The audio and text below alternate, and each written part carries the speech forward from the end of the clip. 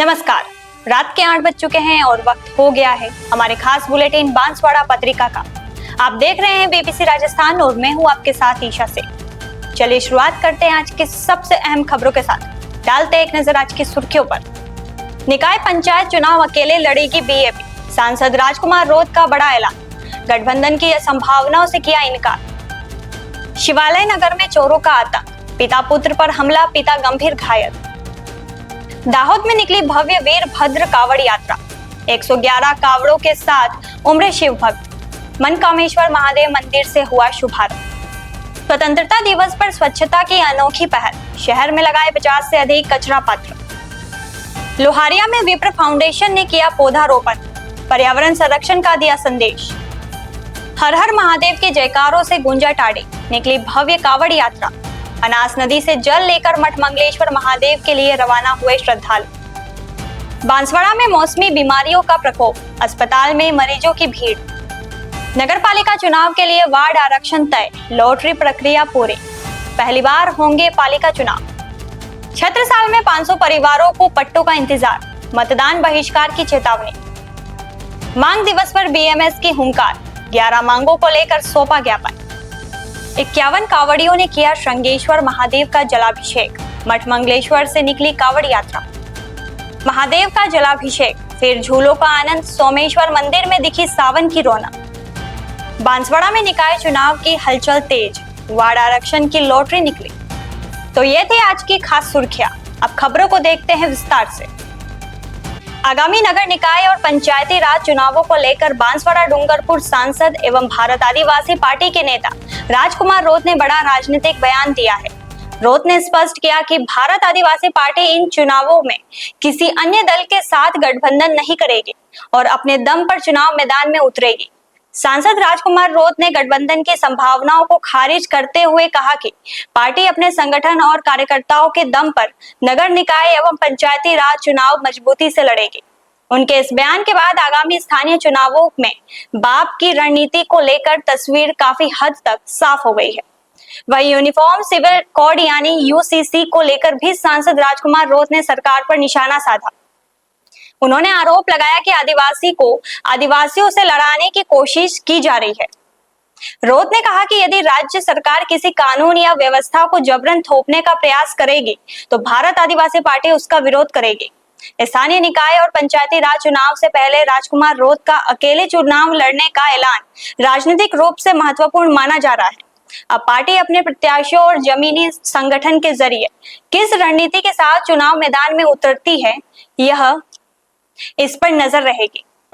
UCC अभी जो लाया जा रहा है, क्योंकि केंद्र सरकार ने पहले से स्पष्ट कर रखा है कि यूसीसी से ट्राइबलों को बाहर रखा जाएगा, लेकिन राजस्थान के अंदर कुछ लोग रिलीजन को आड़ में डाल के ट्राइबलों को 2 से 3 हिस्सों में बांटने का प्रयास कर रहे हैं। वो प्रयास इसलिए कर रहे हैं कि धार्मिक कार्ड खेल के ट्राइबलों के साथ उनको वोट बैंक की राजनीति की जाए और भविष्य में राजनीतिक रोटियां सेकी जाए। लेकिन भारत आदिवासी पार्टी उनकी हर चाल को फेल करने का काम कर रही है, उनके हर षड्यंत्र को आम जन के सामने उजागर करने का काम कर रही है और आम जन समझ रही है कि राजस्थान सरकार यूसीसी को किस ढंग से लाना चाह रही है। अगर केंद्र सरकार और उत्तराखंड में जो यूसीसी लाया गया है उसी अनुरूप लाती है तो स्वागत करते हैं, बाकी आप तोड़ मरोड़ के लाते हो। श्री गौरजी पार्श्वनाथ मंदिर ओसवालवाड़ा में विराजित श्री हितेशाजी मसा आदि थाना 2 के मार्गदर्शन में 16 अगस्त को भगवान नेमिनाथ का जन्म कल्याणक महोत्सव श्रद्धा और उत्साह के साथ मनाया गया। महोत्सव के तहत दोपहर करीब 12:30 बजे वर्षीदान का वरघोड़ा निकाला गया। इसमें जैन समाज के महिला, पुरुषों और बच्चों ने उत्साह के साथ भाग लिया। धार्मिक वातावरण के बीच श्रद्धालुओं ने भगवान नेमिनाथ के प्रति अपनी आस्था व्यक्त की। वरघोड़े के बाद भगवान नेमिनाथ के जीवन चरित्र पर आधारित सुंदर नाटिका का आयोजन किया गया। नाटिका के माध्यम से भगवान नेमिनाथ के जीवन से जुड़े प्रसंगों और उनके संदेश को प्रस्तुत किया गया। विशेष रूप से समाज के महिला, पुरुषों के साथ बच्चों ने भी विभिन्न पात्रों की भूमिका निभाते हुए उत्साहपूर्वक प्रस्तुति दी। नाटिका की अलग अलग झलकियों ने मौजूद श्रद्धालुओं का ध्यान आकर्षित किया। पूरे आयोजन के दौरान मंदिर परिसर में धार्मिक और भक्तिमय वातावरण बना रहा। जन्म कल्याणक महोत्सव के माध्यम से भगवान नेमिनाथ के जीवन, आदर्शों और धार्मिक संदेशों को समाज तक पहुंचाने का प्रयास किया गया। बांसवाड़ा शिवालय नगर स्थित केशव वाटिका के पास रात में चोरी की वारदात के दौरान पिता पुत्र पर हमले का मामला सामने आया। चोरों ने कथित तौर पर 2 मकानों के ताले तोड़े। वारदात का पता चलने पर पड़ोसी जगदीश राव और उनका पुत्र बाहर निकले तो भाग रहे चोरों ने उन पर हमला कर दिया। जानकारी के अनुसार चोर पड़ोस के एक मकान का ताला तोड़ने के बाद भाग रहे थे। इसी दौरान उनका सामना जगदीश राव और उनके पुत्र से हो गया। आरोप है कि एक चोर ने लोहे के सरिये से जगदीश राव के सिर पर वार कर दिया। हमले में उनके सिर पर गंभीर चोटें आई है। घायल जगदीश राव को रात में ही महात्मा गांधी चिकित्सालय ले जाया गया, जहां प्राथमिक उपचार के बाद गंभीर हालत को देखते हुए उन्हें उदयपुर रेफर कर दिया। बताया जा रहा है कि उन्हें उदयपुर के महाराणा भूपाल चिकित्सालय के आईसीयू में भर्ती कराया गया है। घटना के बाद चोर मौके से फरार हो गए, लेकिन भागते समय ताला तोड़ने में इस्तेमाल किए जाने वाले 2 औजारों वहीं छोड़ गए। पुलिस ने इन औजारों को बरामद कर लिया है। बताया जा रहा है कि फरार होते समय आरोपियों की बाइक का पेट्रोल खत्म हो गया, जिसके बाद वे ओजरिया सब्जी मंडी क्षेत्र में बाइक छोड़कर भाग निकले। पुलिस ने मामले की जांच शुरू कर दी है और आरोपियों की पहचान एवं तलाश के प्रयास किए जा रहे। पवित्र सावन मास के अवसर पर दाहोद नगर में वीरभद्र कावड़ यात्रा का भव्य आयोजन किया गया। यात्रा में बड़ी संख्या में शिव भक्त शामिल हुए। हर हर भोले और बम बम भोले के जयकारों से पूरा शहर शिवमय नजर आया। कावड़ यात्रा का शुभारंभ दाहोद के पड़ाव स्थित मनकामेश्वर महादेव मंदिर से विधिवत पूजा अर्चना के बाद किया गया। यात्रा में करीब 111 कावड़ों के साथ शिव भक्त उत्साह और श्रद्धा के साथ शामिल हुए। मनकामेश्वर महादेव मंदिर से शुरू हुई कावड़ यात्रा दाहोद नगर के विभिन्न मार्गों से होते हुए ऐतिहासिक एवं पौराणिक महत्व वाले कालीडैम स्थित शिव मंदिर पहुंचेगी। यहाँ कावड़िए और अन्य श्रद्धालु भगवान महादेव का जलाभिषेक कर विशेष पूजा अर्चना करेंगे। यात्रा के दौरान शिव भक्त भगवान भोलेनाथ की भक्ति में लीन नजर आए। धार्मिक जयकारों और कावड़ियों के उत्साह ने पूरे नगर में भक्तिमय वातावरण बना दिया। आयोजकों ने इस अवसर पर दाहोद नगर और जिले सहित देशवासियों की सुख शांति, समृद्धि और उत्तम स्वास्थ्य के लिए भगवान महादेव से प्रार्थना की। साथ ही देश की निरंतर प्रगति और वर्ष 2047 तक विकसित भारत के संकल्प की कामना भी की गई। श्रावण मास में आयोजित इस कावड़ यात्रा ने दाहोद में आस्था, भक्ति और धार्मिक उत्साह का विशेष माहौल बना दिया।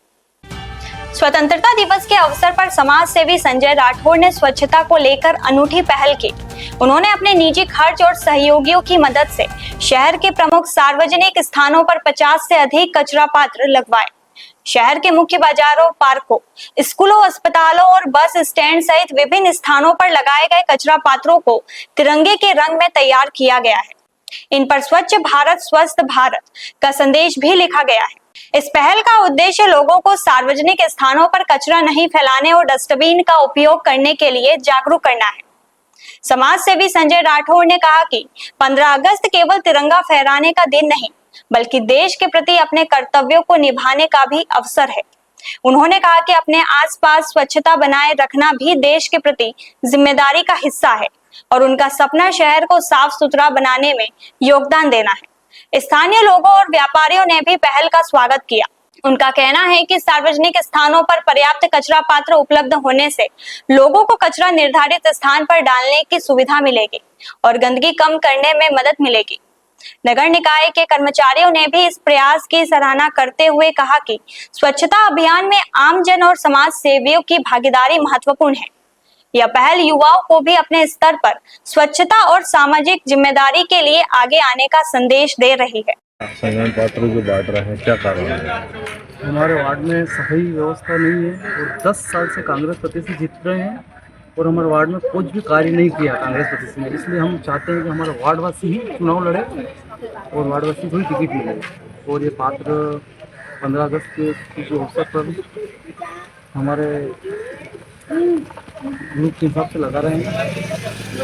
हम चाहते हैं कि वार्ड में कोई भी कार्य कांग्रेस ने नहीं किया, सिर्फ भ्रष्टाचार किया है। और कांग्रेस वार्ड 10 साल से वार्डवासी और वर्तमान में जब रामलाल जी विधायक थे, हमारे वार्ड में वर्तमान में जब रामलाल विधायक थे, जब आए थे और उन्होंने हमारी भोली वाली जनता से वादा किया था कि मैं आपके वार्ड में भवन और रोड बनवा दूंगा, कांग्रेस प्रत्याशी को जिताओ।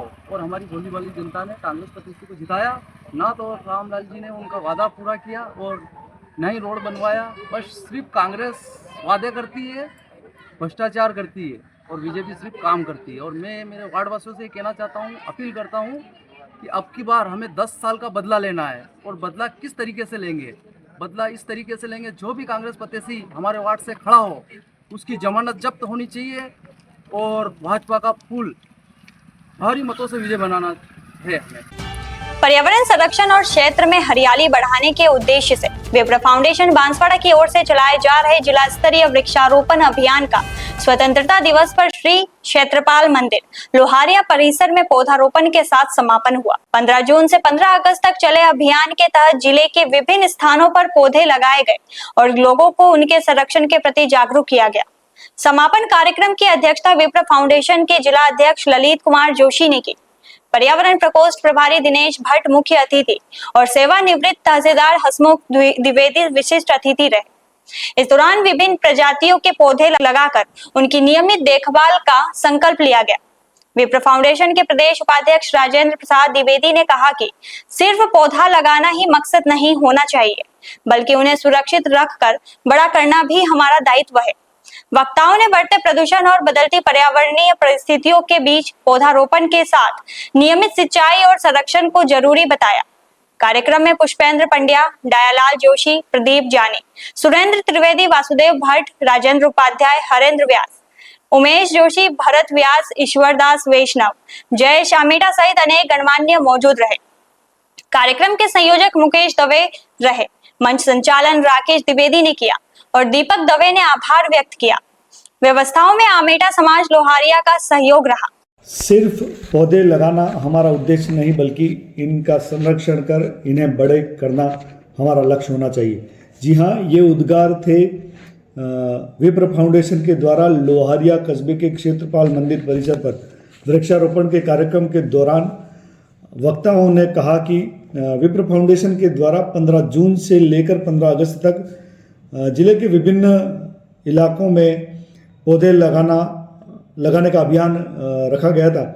इसी को देखते हुए लोहारिया कस्बे के क्षेत्रपाल मंदिर परिसर पर भी वृक्षारोपण का कार्यक्रम आयोजित किया गया। इसमें जिले के विभिन्न क्षेत्रों से विप्र बंधु एकत्रित हुए तथा सभी ने पेड़ लगाकर इनके संरक्षण का संकल्प लिया। कार्यक्रम में विप्र फाउंडेशन के जिलाध्यक्ष ललित जोशी, पर्यावरण प्रकोष्ठ प्रभारी दिनेश भट्ट, सेवानिवृत्त तहसीलदार हसमुख द्विवेदी, सेवानिवृत्त जिला शिक्षा अधिकारी पुष्पेंद्र पंड्या, विप्र फाउंडेशन प्रदेश उपाध्यक्ष राजेंद्र प्रसाद द्विवेदी, दयालाल जोशी, प्रदीप जानी, मदन मोहन भट्ट, ईश्वरदास वैष्णव, भूपेंद्र द्विवेदी, जयेश अमेटा, कल्पेश द्विवेदी, राकेश द्विवेदी, दीपक दवे, पंकज अमेटा, उमेश जोशी, सुरेश त्रिवेदी, भरत व्यास, आदर्श व्यास सहित कई विप्र जन मौजूद रहे। बहुत ही बढ़िया कार्यक्रम क्षेत्रपाल मंदिर परिसर पर आयोजित किया गया तथा सभी ने मिलकर मंदिर परिसर के चारों ओर पौधे लगाए। अतिथियों ने कहा कि पेड़ पौधे हमारा भविष्य है तथा इनकी सुरक्षा एवं इनका संरक्षण बेहद जरूरी है। विप्र फाउंडेशन के द्वारा रक्तदान से लेकर वृक्षारोपण एवं अनेक जनहित के कार्यक्रम किए जाते हैं, जिसके चलते लोगों को एवं पर्यावरण को सहायता मिल सके। विप्र फाउंडेशन पिछले कई वर्षों से जिले में अपनी पहचान बना रहा है तथा फाउंडेशन के द्वारा जन जागरूकता के भी कई काम किए जा रहे हैं। इसी कड़ी में लोहारिया में भी एक बहुत ही अच्छा कार्यक्रम आयोजित किया गया। अंत में महाप्रसाद का भी आयोजन किया गया। लोहारिया सर्व विप्र बंधुओं के द्वारा यह महाप्रसाद तैयार किया गया था, जिसका आनंद सभी विप्र बंधुओं ने लिया। सावन के पावन माह में कसारवाड़ी क्षेत्र के टाड़ी में भक्ति और आस्था का माहौल देखने को मिला। यहाँ बड़ी संख्या में श्रद्धालुओं ने भव्य कावड़ एवं शोभा यात्रा निकालकर भगवान मठ मंगलेश्वर महादेव के प्रति अपनी आस्था प्रकट की। कावड़ यात्रा की शुरुआत अनास नदी तट पर गंगा मैया की आरती और विधिवत पूजा अर्चना के साथ हुई। इसके बाद श्रद्धालुओं ने अनास नदी से पवित्र जल भरा और कावड़ लेकर हर हर महादेव और जय भोले के जयकारों के साथ मठ मंगलेश्वर महादेव मंदिर की ओर प्रस्थान किया। कावड़ यात्रा के दौरान श्रद्धालु भगवान शिव की भक्ति में लीन नजर आए। जयकारों से पूरा क्षेत्र शिवमय हो गया। श्रद्धालुओं द्वारा कावड़ में लाए गए जल से मठ मंगलेश्वर महादेव के शिवलिंग का विधिवत जलाभिषेक किया जाएगा। इस दौरान श्रद्धालुओं ने भगवान भोलेनाथ से क्षेत्र में सुख शांति समृद्धि और खुशहाली की कामना की। कावड़ यात्रा में तोल सिंह डामोर, बहादुर डिंडोर, मनीष महेश, राकेश, देवीलाल प्रताप और पारूलाल सहित बड़ी संख्या में श्रद्धालु शामिल हुए। पूरे आयोजन में श्रद्धालुओं का उत्साह और शिव भक्ति देखते ही बनी। पवन पुत्र खोडियार माता व्यायाम शाला में रविवार को बजरंग दल के नेतृत्व में अखंड भारत दिवस कार्यक्रम उत्साह के साथ आयोजित किया गया।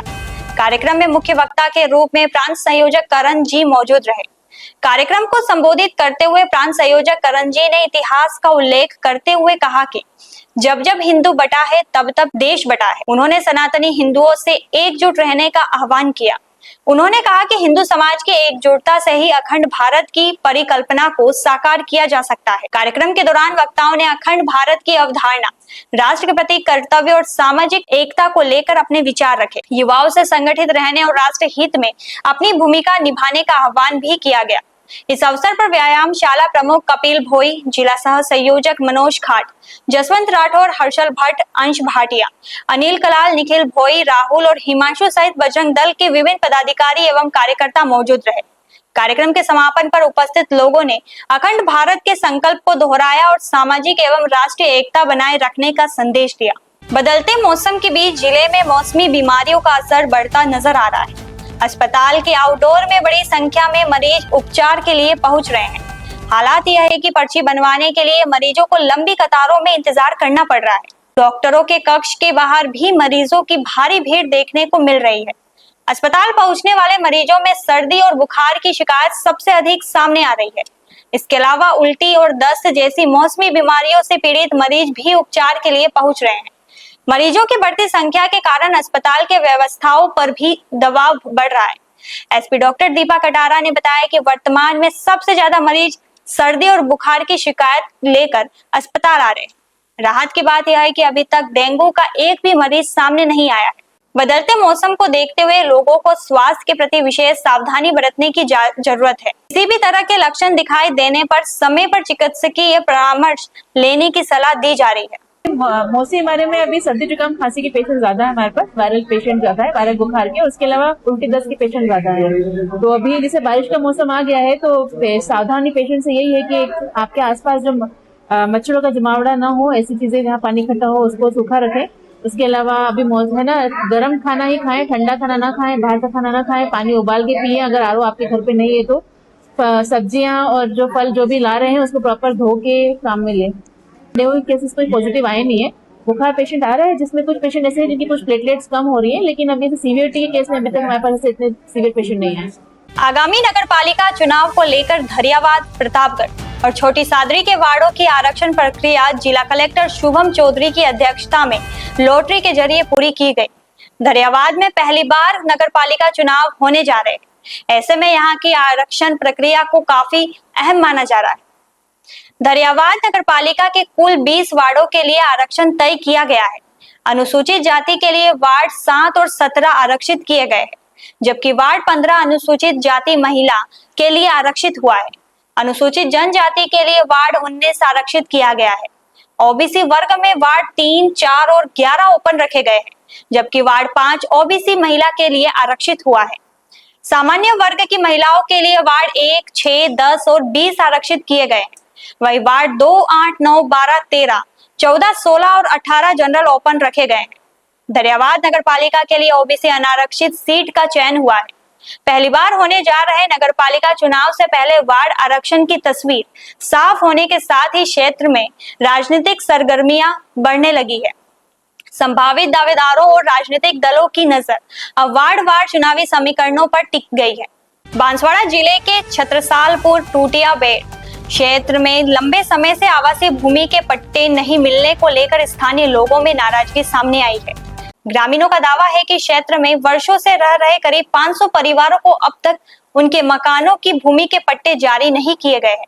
इसे लेकर लोगों ने नगर परिषद को ज्ञापन सौंपकर जल्द समाधान की मांग की। स्थानीय निवासियों का कहना है कि पट्टे नहीं होने से परिवारों में अपने आवासीय भूमि को लेकर असुरक्षा बनी हुई है। ग्रामीणों ने क्षेत्र के प्रशासनिक अधिकारी क्षेत्र को लेकर भी स्थिति स्पष्ट करने की मांग की है। उनका कहना है कि पंचायत की ओर से अब इस क्षेत्र को पंचायत सीमा से बाहर बताया जा रहा है। ऐसे में प्रशासन स्पष्ट करे कि छत्रसालपुर टूटियाबेड़ वर्तमान में पंचायत के अधीन है या नगर परिषद के। ग्रामीणों ने यह भी सवाल उठाए हैं कि यदि पूर्व में यह भूमि आबादी क्षेत्र में दर्ज थी तो बाद में इसकी स्थिति किन आदेशों और परिस्थितियों में बदली गई। उन्होंने इससे संबंधित दस्तावेज उपलब्ध कराने और पट्टे जारी करने की प्रक्रिया शुरू करने की मांग की। पट्टों की मांग को लेकर स्थानीय लोगों में आगामी चुनाव में मतदान बहिष्कार की चेतावनी भी दी। ग्रामीणों का कहना है कि जो उनकी पट्टों की समस्या का समाधान करेगा वे उसी का समर्थन करेंगे, अन्यथा मतदान का बहिष्कार किया जाएगा। हम यही रिक्वेस्ट करते हैं, सरपंच मेंबर सब आते हैं लेकिन हमारी कोई सुनवाई नहीं करते। हम गरीब है तो क्या हुआ, आवाज दे रही है सरकार, बनाए कहाँ पे मकान। हमारे पास कोई जगह जमीन कुछ भी नहीं है, ना पट्टे। हमारे को हमारा हक चाहिए, हमारे को पट्टा चाहिए बस। कौन से गांव में रहने वाले हो आप लोग? छत्रसालपुर। कितने परिवार ऐसे? बहुत सारे 500 घर की बस्ती है, सब ऐसे ही है। हमारे किसी के पट्टे नहीं बनाए जाते हैं। 80 साल हो गए हमारे रहते रहते। हमारे बाप दादा यही पैदा हुए, यही मेरे, फिर हमारे हमको आए ने 50 साल हो गए, लेकिन कोई सुनवाई अभी तक कोई सुनवाई नहीं होती। जहाँ पे भी जाते हैं हाँ बनवा देंगे, हाँ बनवा दे, सचिन सब यूँ ही बोलते हैं बनवा देंगे, लेकिन कोई सुनता नहीं है। हमको यही रिक्वेस्ट है, हमारा हक चाहिए। यशोदा यादव, हमारे प्रॉब्लम है कि हमारे यहाँ पे पट्टे नहीं बन रहे। हम यहीं इसे निकल गए, 5 से 7 पीढ़ी हो गई। 80 साल से पहले से लोग यहाँ के रह रहे हैं निवासी है। ना किसी के पास पट्टे हैं ना कुछ और। जमीन का हक करके बैठे पर पट्टे मिले नहीं सर। ना पंचायत दे रही है, ना सरपंच सचिव कर रहे हैं, ना वो मेंबर काम कर रहे हैं। कहीं सरपंच आए कहीं निकल गए, जो भी आता है वो कह के निकल जाता है कर देंगे। जब भी मीटिंग होती है, जब भी सभा बिठाई जाती है, तब हम अपनी फाइलें वहाँ जाके जमा करवाते हैं। हर डॉक्यूमेंट नहीं हो तो तुरंत करवाते हैं लोग। कहीं से भी पैसा लाके डॉक्यूमेंट फाइल जमा करवाते हैं, वो रिजेक्ट हो जाती है और फिर बोलते हैं चुनाव आते ही कर देंगे, तुम्हारा काम कर देंगे। कब करेंगे या तो बताओ, करना है तो करे। अब जाके हम यहाँ पे आए हैं, नगर ज्ञापन देने के लिए आए हैं। वो अपना काम करेंगे। 500 घर है हमारे को, उससे ज्यादा हो सकता है पर कम नहीं।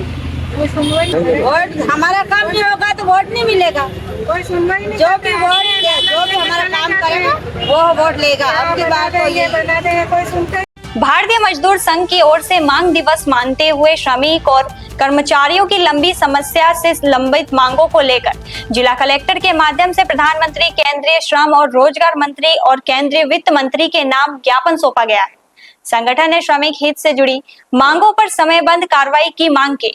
ज्ञापन में ईपीएस 95 के तहत न्यूनतम पेंशन 7500 रुपए प्रति माह करने, ईपीएफ, ईएसआईसी और बोनस की सीलिंग दोगुनी करने तथा पुरानी पेंशन योजना बहाल करने की मांग प्रमुख रूप से रखी गई। इसके साथ ही ग्रेजुएटी की गणना 30 दिन के वेतन के आधार पर करने, काम के लिए समान वेतन लागू करने और न्यूनतम वेतन बढ़ाने की मांग उठाई गई। भारतीय मजदूर संघ ने आंगनवाड़ी, आशा, मिड डे मील और एनएचएम सहित विभिन्न स्कीम वर्करों के मानदेय में बढ़ोतरी की मांग भी की।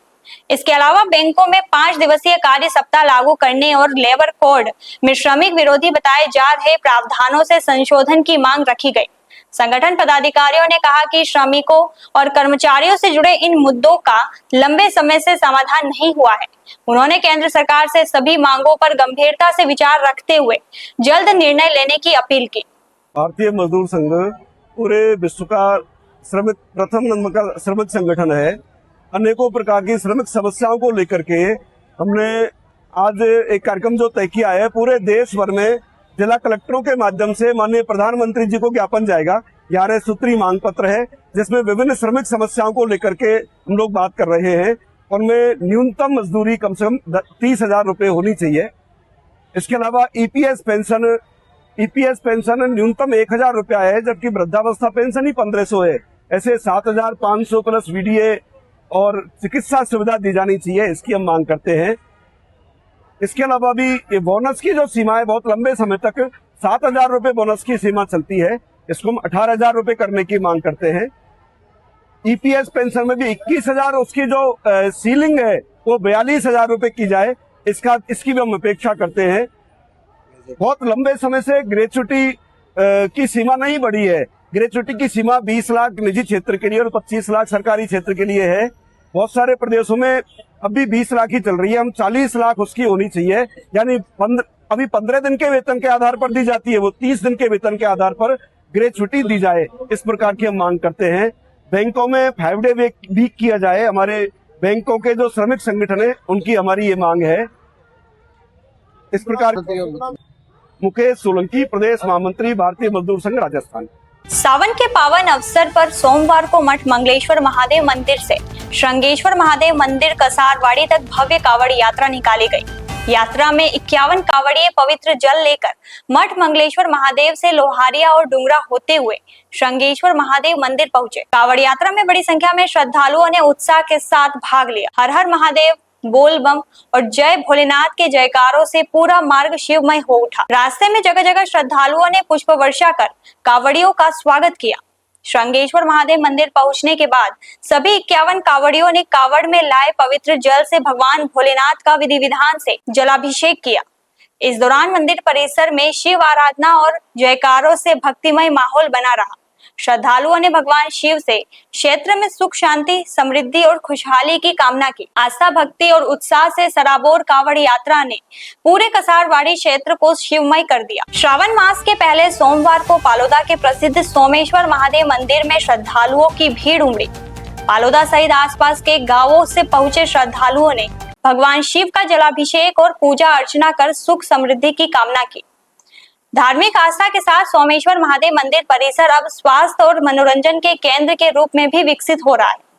ग्राम पंचायत पालोदा की ओर से मंदिर परिसर में तैयार गार्डन में ओपन जिम के साथ बच्चों के लिए विभिन्न प्रकार के झूले और अन्य उपकरण लगाए गए हैं।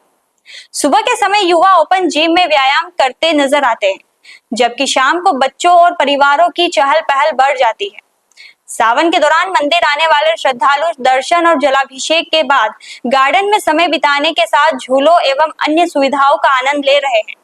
मंदिर परिसर के विकास और सौंदर्यीकरण में ग्राम पंचायत के साथ सर्व समाज के प्रतिनिधियों और ग्रामीणों की सहभागिता रही। वरिष्ठ समाज सेवी शंकर दादा त्रिवेदी, जिला परिषद सदस्य देवेंद्र कुमार त्रिवेदी, सरपंच शंकरलाल खराड़ी, उप सरपंच राजेंद्र पंचाल सहित विभिन्न जनप्रतिनिधियों और समाज सेवियों ने इसमें सहयोग किया। सामाजिक समरसता के लिए पहचाने जाने वाला सोमेश्वर महादेव मंदिर अब धार्मिक आस्था के साथ सामुदायिक मेलजोल, स्वास्थ्य और मनोरंजन का भी केंद्र बनता जा रहा है। पालोदा ग्राम पंचायत के द्वारा एक अच्छी पहल की गई है। ग्राम पंचायत पालोदा के जनप्रतिनिधियों के द्वारा गांव के प्रसिद्ध मंदिर सोमेश्वर महादेव पर ओपन जिम ग्राम पंचायत के जनप्रतिनिधियों के सहयोग से लगी हुई है। इस मंदिर की खासियत यह है कि ये जो मंदिर है वो सर्व समाज की आस्था का प्रतीक है। इस मंदिर की जब प्रतिष्ठा हुई थी तब लगभग 30 से 35 हज़ार लोग रोज़ाना एकत्रित होते थे तथा एक भव्य प्रतिष्ठा गांव के सर्व समाज के द्वारा करवाई गई थी। आप मेरे पीछे ये जो देख रहे हैं, ये जो जिम है, ओपन जिम, ये ओपन जिम ग्राम पंचायत के द्वारा लगवाई गई है। एक सराहनीय पहल पंचायत के द्वारा की गई है।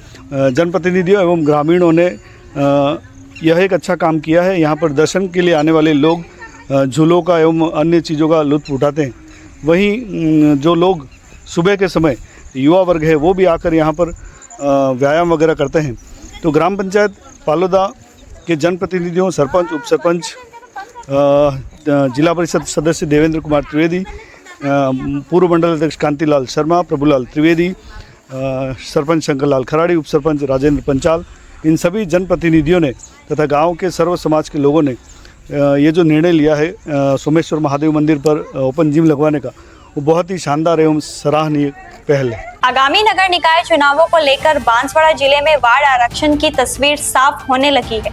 सोमवार को जिला कलेक्टर डॉक्टर इंद्रजीत सिंह यादव और एडीएम पर्वत सिंह चुंडावत की मौजूदगी में नगर निकायों के वार्डों की आरक्षण लॉटरी प्रक्रिया पूरी कर ली गई है। बांसवाड़ा नगर परिषद के 60 वार्डों के लिए अलग अलग वर्गों और महिलाओं के आरक्षण का निर्धारण किया गया। इसमें एसटी, एससी, ओबीसी और सामान्य वर्ग के साथ संबंधित वर्गों की महिला सीटों का भी आरक्षण तय किया गया। प्रतापगढ़ नगर पालिका के वार्डों के लिए भी लॉटरी के माध्यम से आरक्षण निर्धारित किया गया। इसी तरह कुशलगढ़ नगर पालिका में ST, SC, OBC और सामान्य वर्ग के साथ महिला आरक्षित वार्डों का निर्धारण किया गया। लॉटरी प्रक्रिया के दौरान प्रशासनिक अधिकारियों की मौजूदगी में आरक्षण की पूरी प्रक्रिया की गई। वार्डों का आरक्षण सामने आने के बाद अब जिले में चुनावी गतिविधियां भी तेज होने लगी है। आरक्षण तय होते ही विभिन्न वार्डों से चुनाव लड़ने की तैयारी कर रहे संभावित प्रत्याशियों और राजनीतिक दलों की नजर वार्ड समीकरणों पर टिक गई है। आगामी दिनों में प्रत्याशी चयन और चुनावी रणनीति को लेकर राजनीतिक सरगर्मियां और बढ़ने की संभावना है। राज्य सरकार के निर्देशानुसार आज 1 बजे से नगरीय निकायों की लॉटरी का प्रोग्राम था, जिसमें नगर परिषद बांसवाड़ा, नगर पालिका प्रतापगढ़ी और नगर पालिका कुशलगढ़ में आरक्षण संबंधी लॉटरी रखी गई थी। नगर परिषद बांसवाड़ा में कुल 60 वार्ड हैं, जिनमें अनुसूचित जाति के लिए 4 वार्ड आरक्षित किए गए हैं। सामान्य जो ओपन वार्ड है अनुसूचित जाति में 3 है, 1 वार्ड महिलाओं के लिए है। अनुसूचित जनजाति के कुल 9 वार्ड हैं, जिनमें से 3 महिलाओं के वार्ड हैं। अन्य पिछड़ा वर्ग के 12 वार्ड हैं, जिनमें से 4 महिलाओं के लिए आरक्षित किए गए हैं और सामान्य वर्ग के लिए 35 वार्ड है, जिनमें से 12 वार्ड महिलाओं के लिए आरक्षित किए गए हैं। नगर पालिका प्रतापगढ़ी में कुल 25 वार्ड हैं, जिनमें से 2 वार्ड अनुसूचित जाति के हैं। इनमें से 1 महिला वार्ड है। 4 अनुसूचित जनजाति के वार्ड हैं, जिनमें से 1 महिला वार्ड है। 5 वार्ड अन्य पिछड़ा वर्ग के हैं, जिनमें से 2 महिलाओं के लिए आरक्षित हैं और 14 सामान्य वर्ग के हैं, जिनमें से 4 महिलाओं के लिए आरक्षित है। तो शांतिपूर्वक तरीके से लॉटरी का कार्यक्रम संपादित किया गया है। कौन सा वार्ड किस वर्ग के लिए आरक्षित किया गया है, ये डिटेल में प्रेस नोट जारी कर दिया जाएगा। आप सभी का धन्यवाद। तो ये थी आज की बड़ी खबरें। ऐसे ही सटीक और तेज खबरों के लिए देखते रहिए रोजाना रात 8 बजे बांसवाड़ा पत्रिका। अगर आप भी अपने क्षेत्र, संस्था, समाज या संगठन की खबरें हमारे साथ साझा करना चाहते हैं तो हमें संपर्क करें 9414102499 पर। और प्रदेश की हर ताजा जानकारी के लिए सब्सक्राइब करें हमारे इंस्टाग्राम और यूट्यूब चैनल BBC राजस्थान।